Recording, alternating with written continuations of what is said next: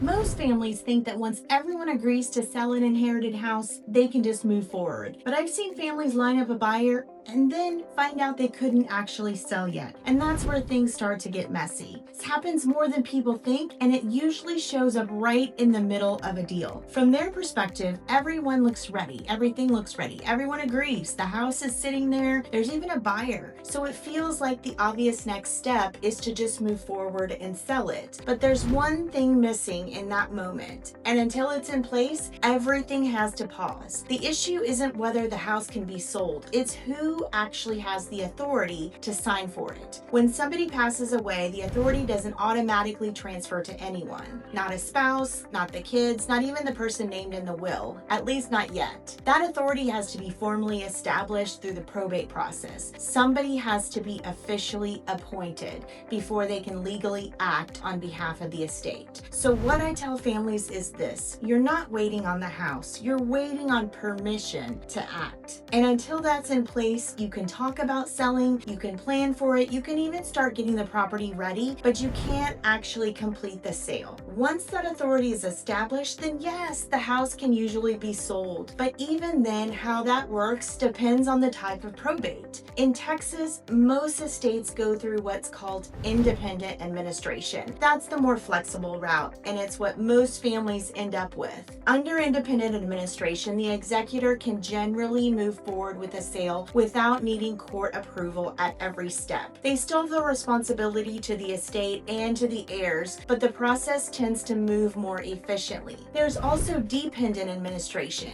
which is less common but more involved. In that situation, the court may need to approve the sale directly, which adds time and additional steps. So when someone asks, "Can we sell the house during probate?" what they really need to understand is this: has the right person formally been given the authority yet? And what level of court oversight is involved? Because those two things shape everything about timing. Here's where I see things go sideways. Families start moving before that authority is officially in place. They list the house, they start getting offers, and then sometimes they even accept one. And then everything has to stop. Not because anything was wrong with the deal, but because the timing wasn't aligned with where the legal process actually was. I personally experienced this with a buyer that I was working with, a property that went through this situation. The family was totally aligned. There was no disagreements, no conflict between the heirs, and we had a willing and able buyer and a good offer, but nothing was approved by the court. Hadn't formally appointed the executor yet, so everything had to pause. And by the time that family was ready, that buyer had already moved on. And that's a frustrating place for that family to be, and it's completely avoidable. When you understand the process up front, and even once you can sell, that doesn't automatically mean you should sell right away, because now you're also dealing with the condition of the home,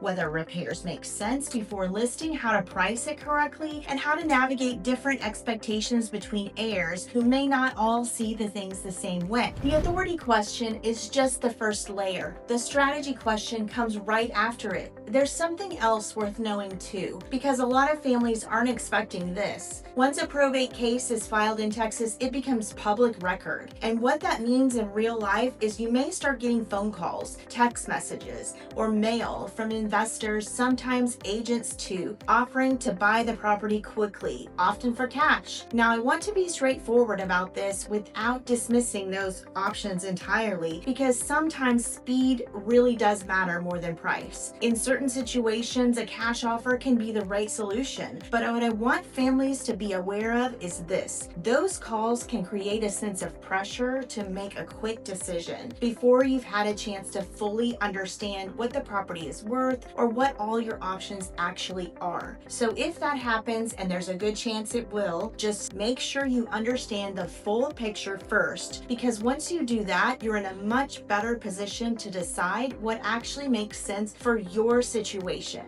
If you want a fuller picture of how probate works in Texas, especially when real estate is involved, I have another video that walks through that process in plain practical terms. And if you're in the San Antonio area and trying to figure out whether to sell, hold, or just get everything organized, I'm always happy to talk through it with you. You don't have to rush this. You just want to make sure you're making decisions with the right information at the right time.